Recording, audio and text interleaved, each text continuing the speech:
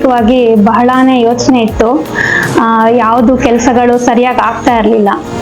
ನಮಸ್ಕಾರ, ನನ್ನ ಹೆಸರು ಪಲ್ಲವಿ ಸುಬ್ಬು, ಬೆಂಗಳೂರಿಂದ. ನಾನು ಮಿರಾಕಲ್ ಮಾರ್ನಿಂಗ್ ಸೆಷನ್ ಜಾಯಿನ್ ಆದಮೇಲೆ ಎಲ್ಲ ಕೆಲಸಗಳಲ್ಲೂ ಚೆನ್ನಾಗಿ ಕಾನ್ಸಂಟ್ರೇಟ್ ಮಾಡೋಕ್ಕಾಗ್ತಾ ಇದೆ.